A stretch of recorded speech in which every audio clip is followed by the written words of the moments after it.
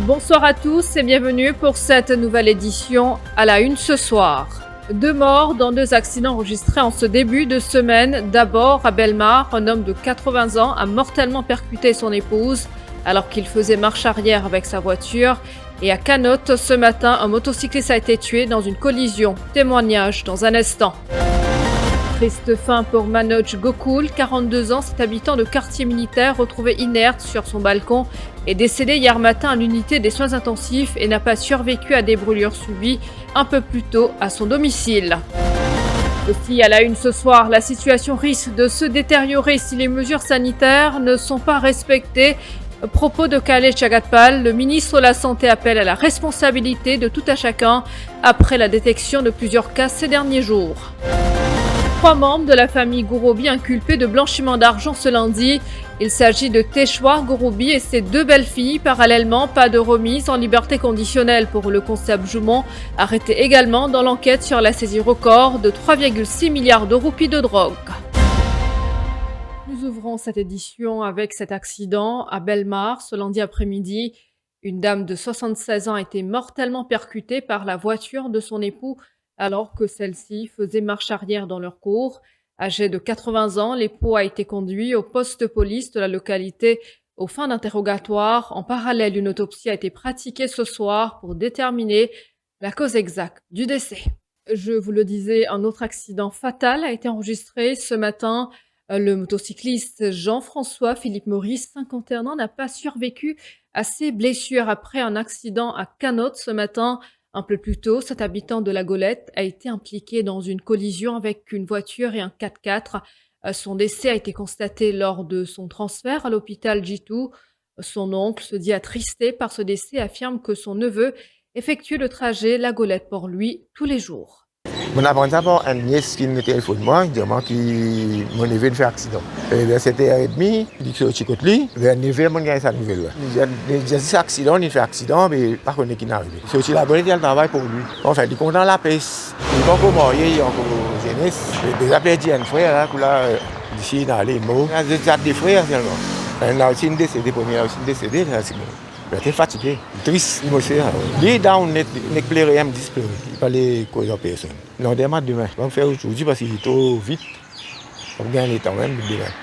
Drame à quartier militaire. Manoj Gokul, âgé de 42 ans, est décédé hier matin à l'unité des soins intensifs de l'hôpital Victoria à Kandos. Il n'a pas survécu à ses brûlures subies un peu plus tôt à son domicile. Selon les premières indications, il avait été retrouvé inerte sur son balcon. La victime, qui habitait seule, n'avait pas d'électricité et utilisait des bougies pour éclairer sa maison. Selon sa mère, témoignage.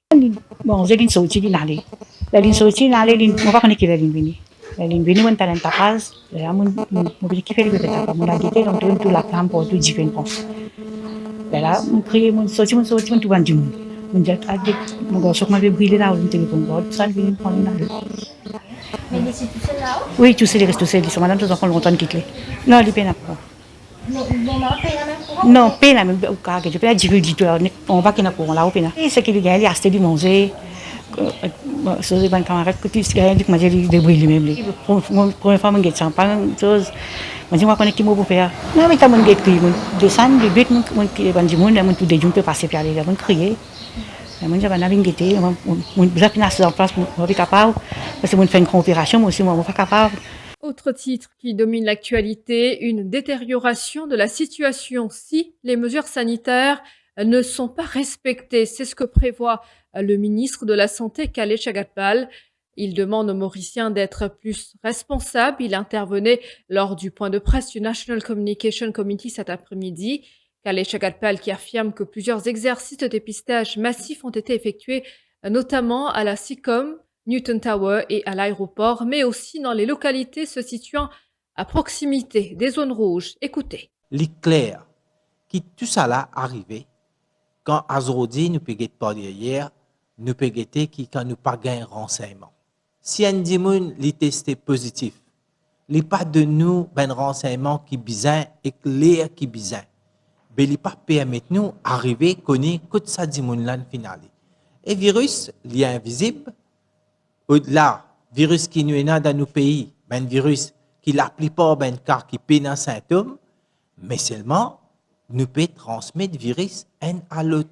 Et partout que nous pouvons aller, croyant que nous maîtrisons la situation, sans nous connaître qui dégâts ça capable de faire. Et si nous ne pas prenons leçon de ce que nous vivons, ben encore une fois, les pauvres une situation sérieuse. Qui nous demande? Nous demande que tout le monde bien applique, faire un geste sanitaire, prendre tout, respecter tout ben conseil sanitaire. Première affaire. Nous passons par une phase de réouverture. Si tout le monde respecte le consigne sanitaire, c'est tout à fait normal, nous pas pour faire la contamination continue parce que nous pouvons casser la scène contamination. Par ailleurs, 535 patients sont considérés comme étant guéris. Le nombre de cas actifs s'élève donc à 74 et 311 patients sont actuellement en quarantaine. On se retrouve après cette pause.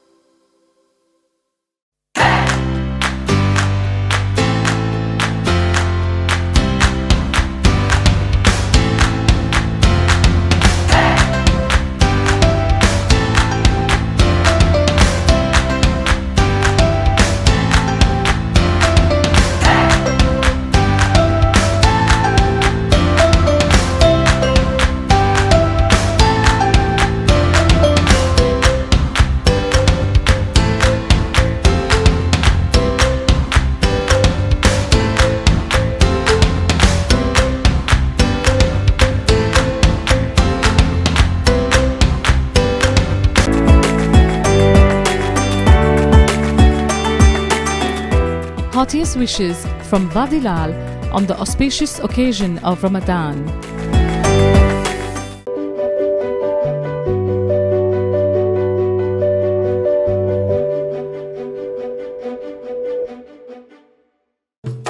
Eagle Brand Spices présent plus qui 100 ans dans la cuisine.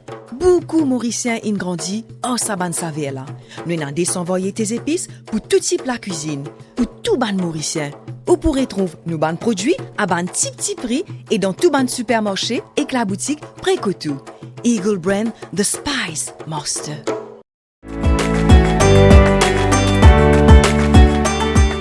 Muaz आप सबको रमज़ान मुबारक की नेक ख्वाहिशात पेश करते हैं।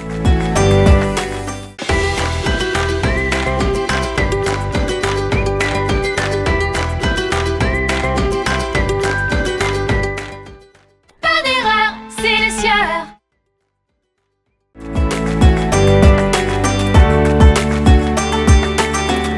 Heartiest wishes from Vadilal on the auspicious occasion of Ramadan.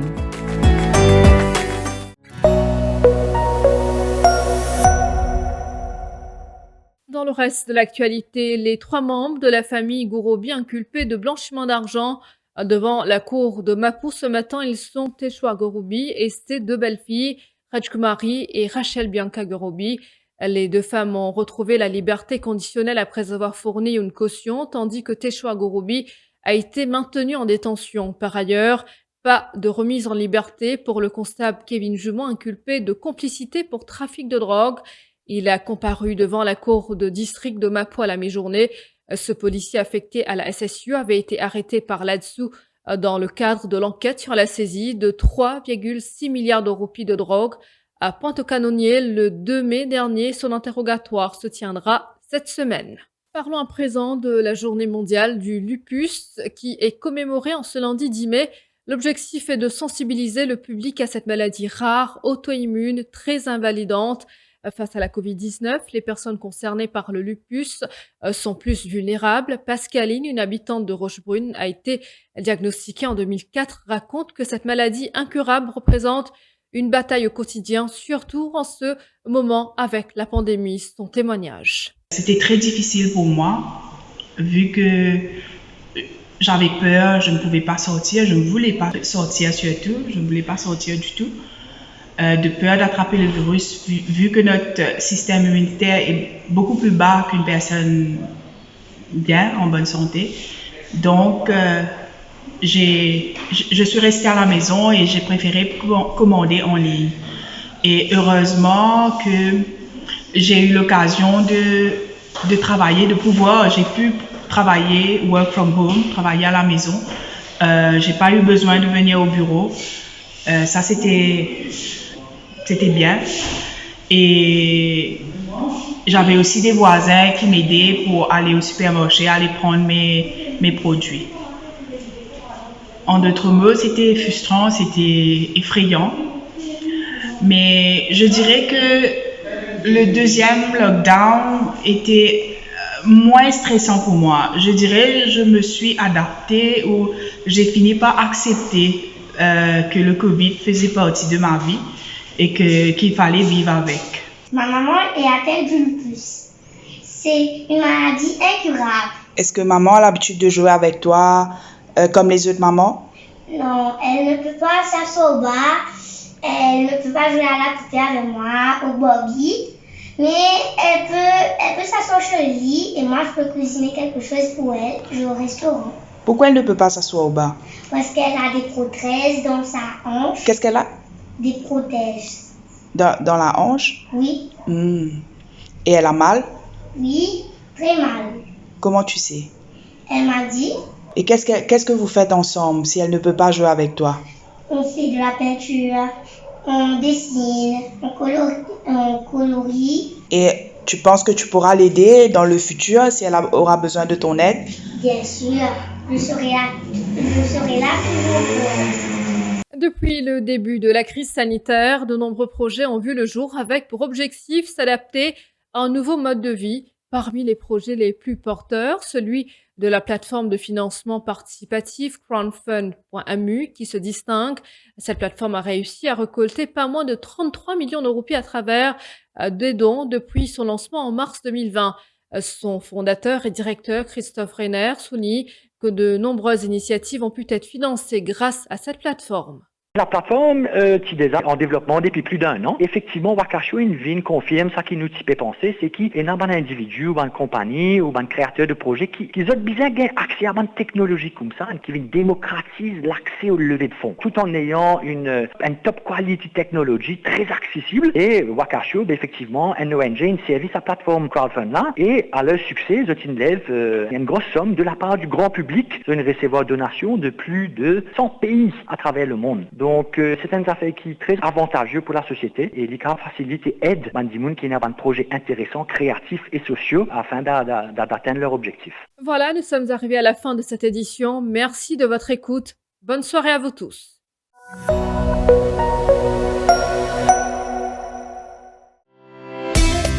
Vous pensez déjà à un succulent Briani pour la fête Eid al-Fitr aux pâtisseries turques Orange Blossom? Nous vous recommandons de placer vos commandes le plus tôt possible. Contactez-nous par WhatsApp au 5 818 6002 pour vos commandes de Briani et Kabsa et 5 794 39 73 pour les pâtisseries turques. Adali, rue Labordonnais, Port-Louis.